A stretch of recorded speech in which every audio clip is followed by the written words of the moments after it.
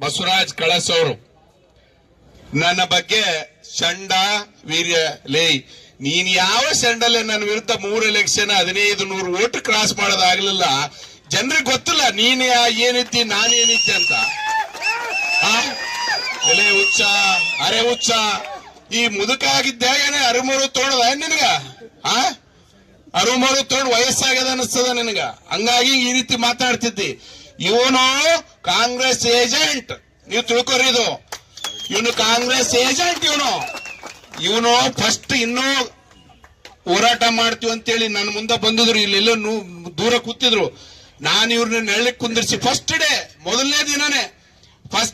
ಮೊದಲನೇ ದಿನನೇ ಬಂದು ಇಲ್ಲಿ ನಮ್ಗೆ ಏಮ್ಸ್ ಬೇಕು ಅಂತ ನನ್ನ ಸುತ್ತಮುತ್ತ ಕುಂದಿರ್ಸ್ಕೊಂಡೆ. ನಾನು ಇರ್ಲಿ ಬರಪ್ಪ, ನಾನು ಜೊತೆಗಿರ್ತೀನಿ ಅಂತೇಳಿ. ಇನ್ನು 5 ನಿಮಿಷ ಆಗಿಲ್ಲ, ಇತ್ತ ನನ್ನ ವಿರುದ್ಧ ಕೂಗಕ್ ಚಾಲು ಮಾಡಿ ತಿರುಗಿ ಹೊಡಿತಿರೋಲ್ಲ ಅಂತ ಹೇಳಿದೆ. ನಾನು ಏನೇನೆ ಇನ್ನ ಮೊದಲನೇ ದಿನ ಇಲ್ಲೇ ನಮ್ಮ ಆಫೀಸ್ನಾಗ ಅವತ್ತೇ ತಿರುಗಿ ಬಿಡ್ತಿರೋಲ್ಲ ಅಂತ ಹೇಳಿ ನಾನು ಬಗಲಾಕ್ ಕುಂತಿದ್ದ. ಇಲ್ಲ ಸಾರಿ ಅಂತ ಎಲ್ಲ ಹೋರಾಟಗಾರರು ಹೇಳಿದ್ರು, ಹಿಂಗ್ ಮಾಡಬಾರ್ದಾಗಿತ್ತು, ಇವ್ರು ತಪ್ಪಾಯ್ತು ಹೇಳ್ಬಾರ್ದು. ಅಂದ್ರೆ ಇವ್ರ ಉದ್ದೇಶ ಬರೀ ಶಿವರಾಜ್ ಪಾಟೀಲ್ ತೇಜೋವಧೆ ಮಾಡದೆ ಇವ್ರ ಉದ್ದೇಶ. ಇವ್ರಿಗೆ ಏಮ್ಸ್ ಬೇಕಾಗಿಲ್ಲ, ಇದು ತಿಳ್ಕೊರಿ. ಇಡೀ ಜಿಲ್ಲೆ ಇದು ಏಮ್ಸ್ ಅಂದ್ರೆ ಇಡೀ ಜಿಲ್ಲೆಗೆ ಬೇಕು. ಇದು ಬರೀ ರಾಯಚೂರಿಗೊಂದೇ ಸೀಮಿತನ? ಇಡೀ 4-5 ಜಿಲ್ಲೆಗೆ, ಆಂಧ್ರ, ತೆಲಂಗಾಣ ಎಲ್ಲ ಭಾಗಕ್ಕೂ ಏಮ್ಸ್ ಬೇಕು. ಆದ್ರೆ ನೀವು ನೋಡ್ರಿ, ಇವ್ರು ಪ್ರತಿ ಸಾರ್ತಿ ಹೋರಾಟ ಮಾಡೋದು ಶಿವರಾಜ್ ಪಾಟೀಲ್ ವಿರುದ್ಧ.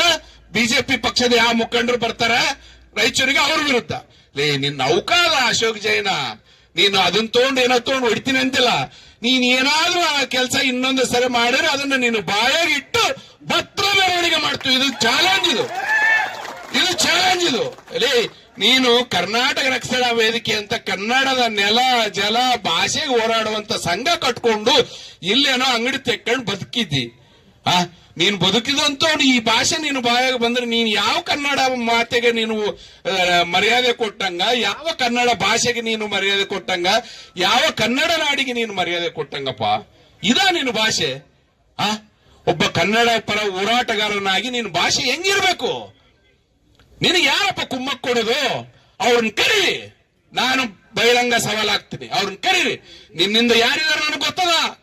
ನನ್ನ ಹತ್ರ ಬ್ಯಾಂಕ್ ಅಕೌಂಟ್ಗಳಿದಾವ, ಯಾರ್ಯಾರು ದುಡ್ಡು ಹಾಕಿದ್ದಾರೆ, ಯಾರ್ಯಾರು ಇಲ್ಲ ಅದಕ್ಕಂತ. ನನ್ನ ಹತ್ರ ಎಲ್ಲ ಇಟ್ಕೊಂಡು ಕೂತಿದ್ದೀನಿ. ನಾನು ಇಲ್ಲಿ ರಾಜಕಾರಣ ಮಾಡೀನಿ. ನಾನೇನು ಇಲ್ಲಿ ಸನ್ಯಾಸ ಸ್ವೀಕಾರ ಮಾಡಿಲ್ಲ. ನಾನು ರಾಜಕಾರಣ ಮಾಡೋದಕ್ಕೆ ರಾಜಕೀಯಕ್ಕೆ ಬಂದೀನಿ. ನಿನಗೆ ಇನ್ನೂ ಏನೂ ಇಲ್ಲ. ನನಗೆಲ್ಲ ನೀವೇನು ಭಾಷೆ ಉಪಯೋಗ ಮಾಡಿರಲ್ಲ, ನೀನು ಯಾದಗಿರಿಲಿಂದ ಬಂದು ಉಪಯೋಗ ಮಾಡಿದ್ದಿ. ನಾನು ಇಲ್ಲೇ ಸ್ಟೇಷನ್ ಏರಿಯಾ ರಾಗಮಾನ್ ಘಟ್ಟದಾಗ ಹುಟ್ಟಿ, ರಾಗಮಾನ್ ಘಟ್ಟದಾಗ ಬೆಳೆದು, ಸ್ಟೇಷನ್ ಏರಿಯಾದಾಗ ತಿರುಗಿ, ರಾಯಚೂರು ನೀರು ಕುಡಿದು, ರಾಯಚೂರು ನೆಲದಾಗ ಹುಟ್ಟಿ, ರಾಯಚೂರು ಶಾಲೆ ಕಾಲೇಜುಗಳು ಓದಿ. ನೀನು ನನ್ನ ಭಾಷೆ ಹೆಂಗಿರ್ಬೇಡ. ನನ್ನ ಭಾಷೆ ನೀನೇನಾದ್ರೂ ಕೇಳಿದ್ರೆ ನಾನು ನೀನು ಎದುರು ಕುಂದ್ರಮು ನನ್ನ ಭಾಷೆ ನಿನ್ಗೆ ತೋರಿಸ್ತೀನಿ. ಏನೋ ಡಾಕ್ಟರ್ ಓದ್ಕೊಂಡಿನಿ ಅಂತ ಸುಮ್ಮನೆ ನೀನು ಸ್ವಲ್ಪ ಏನಪ್ಪ. ನಾನು ಏನಾದ್ರೂ ಡಾಕ್ಟರ್ ಡಿಗ್ರಿ ಪಕ್ಕಕ್ಕಿಟ್ಟೆ ನಾನೇನ್ ಹೇಳಪ್ಪ, ನಿನ್ನ ಮತ್ತೆ ಕಥೆನೇ ಬೇರೆ ಇರ್ತದ. ಇದು ಲಾಸ್ಟ್. ನೀನೇನಾದ್ರೂ ಕ್ಷಮೆ ಕೇಳಿಲ್ಲ ಅಂದ್ರೆ ನಿನ್ನ ಗತಿ ಆ ದೇವರೇ ಬಲ್ಲ. ನೀನು ಇವತ್ತು ಕ್ಷಮೆ ಕೇಳಬೇಕು. ನಾನು ಪೊಲೀಸರಿಗೂ ಒತ್ತಾಯ ಮಾಡ್ತೇನೆ, ನೀವು ಕೇಸ್ ದರ್ಜು ಮಾಡಿ. ಇವತ್ತು ಒಬ್ಬ ಪ್ರಹ್ಲಾದ್ ಜೋಶಿ ಅವರು ಮಾಮೂಲಿ ಮನುಷ್ಯ ಅಲ್ಲ. ಭಾರತ ದೇಶದ 80 ಕೋಟಿ ಜನರಿಗೆ ಇವತ್ತು 5 ಕೆಜಿ ಅಕ್ಕಿಯನ್ನು ಬರ್ತಾ ಇದೆಯಲ್ಲ, ಅದು ಪ್ರಹ್ಲಾದ್ ಜೋಶಿ ಅವರಿಂದ ಬರ್ತದೆ. ತಾವೆಲ್ಲ ತಿಳ್ಕೋಬೇಕು. ಇವತ್ತು ಇಡೀ ಭಾರತ ದೇಶಕ್ಕೆ ಅನ್ನ ಹಾಕುವಂತ ಕೆಲಸ ಮಾಡುವಂತ ಪ್ರಹ್ಲಾದ್ ಜೋಶಿ ಅವರ ವಿರುದ್ಧ ಈ ಮಾತುಗಳು ಬರ್ತಾವ ಅಂದ್ರೆ ಎಷ್ಟು ಹೊಲಸಬಾಗಿರ್ಬೋದಲ್ಲೇ? ಹೊಲಸಬಾಕ ಅವನ ಇವ್ರು ಈಚೂರವ್ರು ನಿನಗಿಂತ ಒಳ್ಳೆ ಭಾಷೆ, ಇನ್ನ ತೆಲುಗುನಾಗ ಇನ್ನ ಚಲೋ ಭಾಷೆ, ಎಲ್ಲಾ ಲ್ಯಾಂಗ್ವೇಜ್ಗಳು, ಹಿಂದಿ, ಉರ್ದು ಎಲ್ಲ ಬರ್ತಾವ ಭಾಷೆಗಳು. ನಿನ್ನ ಉಕಾದ, ನಿನ್ನ ಮಾತ ಏನೋ ಆನೆ ನಡ್ಕೊಂಡು ಹೋಗ್ಬೇಕಾದ್ರೆ ಇರುವೆ ಚೂಡ್ತಿ ಅಂದ್ರೆ ಅದಕ್ಕೇನು ಆನೆಗೆ ಏನು ಆಗಂಗಿಲ್ಲ. ಅರ್ಥ ಮಾಡ್ಕೊಡ್ರಿ. ಆದ್ರೆ ಈ ಭಾಷೆ ಹೋರಾಟಗಾರರಿಂದ ಬರಬಾರ್ದಾಗಿತ್ತು. ಈ ಭಾಷೆ ಹೋರಾಟಗಾರರು, ನಾವು ಕೇಂದ್ರ ಸರ್ಕಾರದಲ್ಲಿ ಯಾರಿರ್ತಾರ ಅವ್ರದ್ದು ಸಪೋರ್ಟ್ ತಗೋಬೇಕು. ರಾಜ್ಯ ಸರ್ಕಾರದಲ್ಲಿ ಯಾರಿರ್ತಾರ ಅವ್ರ ಸಪೋರ್ಟ್. ಹೌದು, ನಿನ್ನೆ ಮುಖ್ಯಮಂತ್ರಿ ಬಂದಿರಲ್ಲಪ್ಪ. ನಮ್ಮಲ್ಲಿ ಸಣ್ಣ ಪುಟ್ಟ ಲೀಡರ್ ಬಂದಾಗ ನೀನು ಬಂದು ಇಲ್ಲಿ ಅಳ್ಳಾಡ್ಸ್ಕೊಂತ ಹೂ ಅಂತ ಮಾತಾಡ್ತಿದ್ದಿ. ಭಾರಿ ಬೆಂಗಳೂರಿನಾಗ ಹುಟ್ಟಿ ಬೆಳೆದತ್ತ ಮಾತಾಡ್ತಿದ್ದಿ. ನಿನ್ನೆ ಮುಖ್ಯಮಂತ್ರಿ ಬಂದಾಗ ನಿಮ್ ಏಮ್ಸ್ ಬಗ್ಗೆ ಮಾತಾಡಿದ್ರೆ ಏನಪ್ಪ ರೆಸ್ಪಾನ್ಸು? ಅದ್ರ ಬಗ್ಗೆ ನೀವೇನು ಮಾಡಿದ್ರಪ್ಪ? ಮುಖ್ಯಮಂತ್ರಿ ಅವೆಲ್ಲ ಆಗಂಗಿಲ್ಲ ಅಂದ. ಏನ್ ಹೇಳಿದ್ರು? ಅವೆಲ್ಲ ಆಗಂಗಿಲ್ಲ ಅಂದ. ಅಲ್ಲಿ ಹೋಗಿದ್ರ ನೀವು? ಮೆಮೊರಾಂಡಮ್ ಕೊಟ್ರ? ಅವ್ರು ಮಾತಾಡಿದಕ್ಕೆ ಏನಾದ್ರು ಪ್ರೆಸ್ ಮೀಟ್ ಮಾಡಿದ್ರ? ಅರೇ ಶಿವರಾಜ್ ಪಾಟೀಲ್ ಶಕ್ತಿ ಜನ ಕೊಡ್ತಾರೆ ಶಿವರಾಜ್ ಪಾಟೀಲ್ಗೆ. ಶಿವರಾಜ್ ಪಾಟೀಲ್ ತಲೆ ಶಕ್ತಿ ಇರೋದು ಬೇಕಾಗಿಲ್ಲ. ಶಿವರಾಜ್ ಪಾಟೀಲ್ ಶಕ್ತಿ ರಾಯಚೂರಿನ ಜನರು. ನನ್ನ ಶಕ್ತಿ ನೀನು ನೋಡ್ಬೇಕಾಗಿಲ್ಲ, ನನ್ನ ಕಾರ್ಯಕರ್ತರ ಶಕ್ತಿ ನೋಡು ನೀನು ಸಾಕು. ನನ್ನೇನ್ ಬಹಿರಂಗ ಸವಾಲಾಗ್ತದೋ? ನಿನ್ನ ಲೆವೆಲ್ ನಂದಲ್ಲ. ನನ್ನ ಲೆವೆಲ್ ನಿನ್ನ ಏನು ಯಾರು ಸಪೋರ್ಟ್ ಮಾಡ್ತಾರಲ್ಲ ಅವ್ರ ಲೆವೆಲ್ ನಂದು. ಅವ್ರು ಬರ್ಲಿ, ನಾನು ಬಹಿರಂಗ ಸವಾಲ್ ಮಾಡ್ತೀನಿ. ನಾನೇನು ಹಂಚ್ಕೊಂಡು ಇಲ್ಲಿ ಮನೆ ಕುಂದ್ರಕ್ ರಾಜಕಾರಣ ಮಾಡೋಲ್ಲ. ನಾನು ಎಲ್ಲಾ ಬಿಟ್ಟು ರಾಜಕಾರಣಕ್ಕೆ ಬಂದಿನಿ. ನಾನು ಏನೇನೋ ನಾನು ಏನೇನು ಮಾಡ್ಬೇಕು ಎಲ್ಲ ಮಾಡ್ಯ ರಾಜಕಾರಣಕ್ಕೆ ಬಂದಿದ್ದೀನಿ. ಯಾವ ವಿಷಯದಲ್ಲೂ ಎದುರ್ಕೊಳ್ಳಂತ ಪ್ರಶ್ನೆನೇ ಇಲ್ಲ, ಎದುರ್ಕೊಳ್ಳೋದೇ ಇಲ್ಲ. ಇದು ಅರ್ಥ ಮಾಡ್ಕೊಳ್ರಿ.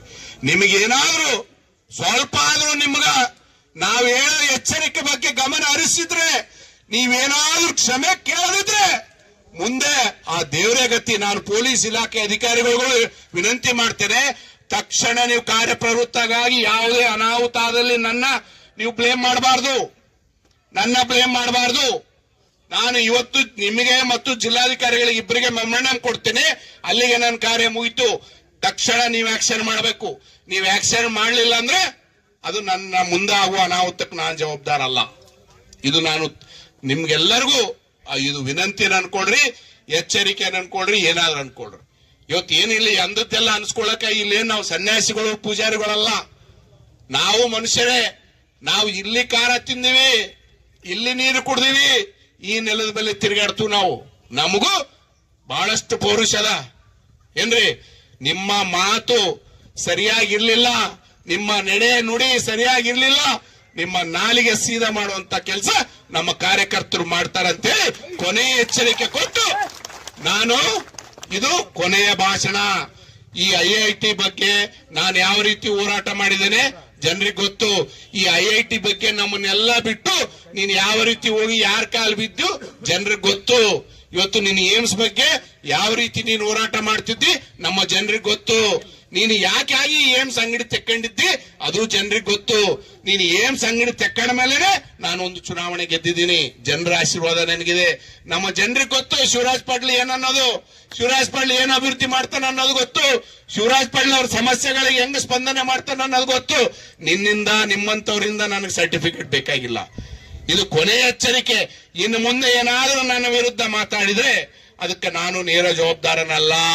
ಇವತ್ತು ನಿಮಗೇನಾದ್ರೂ ದಮ್ಮಿದ್ದಿದ್ರೆ ಎಲ್ಲಾ ಶಾಸಕನ್ ರಿಸೈನ್ ಮಾಡಕ್ ಹೇಳ್ರಿ, MP ರಿಸೈನ್ ಮಾಡಕ್ ಹೇಳ್ರಿ. ಎಲ್ಲಾರು ನಾಳೆ ಏಮ್ಸ್ ಟೆಂಟ್ನೆ ಕೂಡಂ. ನಾವ್ ಯಾರು ಬೆಂಗಳೂರು ಹೋಗೋದು ಬೇಡ, ಡೆಲ್ಲಿಗೆ ಹೋಗೋದು ಬೇಡ.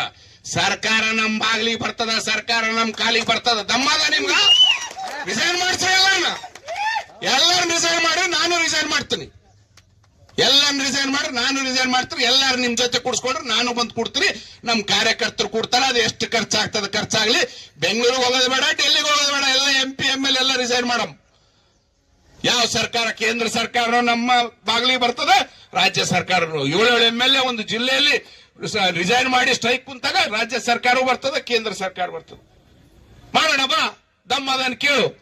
ನಿನ್ಗೆ ಯಾರು ಸಪೋರ್ಟ್ ಮಾಡ್ತಾರ ಅವ್ರಿಗೆ ಕೇಳು ದಮ್ಮದೇನಂತಂದು. ನನಗಲ್ಲ ನೋಡು ರಿಸೈನ್ ಮಾಡೋಷ್ಟು ದಮ್ಮದ ನಿನಗಾದೇನು ಕೇಳು. ಇಂಥವೆಲ್ಲ ಎದುರ್ಕೊಂಡು ಇಲ್ಲಿ ನಾನೇನೋ ಎಂಜಿಕೊಂಡು ನಾನು ಮನೆಗೆ ಬಿಡ್ತೀನಿ, ನಾನು ಮನೆಗಿರ್ತೀನಿ ಅಂತ ನಾನು ಇವತ್ತು ಬರಬಾರ್ದು. ಆದ್ರೆ ನಿನ್ನೆ ಅಪ್ಪನ ಬಾಯಿ ಏನು ಮುತ್ತು ರಕ್ತಗಳು ಹೊಂಟು, ಆ ಮುತ್ತು ರಕ್ತಗಳು ಕೇಳಿ ನಮ್ಮ ಕಾರ್ಯಕರ್ತರು ಇಲ್ಲಣ್ಣ ನೀನು ಇವತ್ತು ಬರಲೇಬೇಕು ಅಂದ್ರು.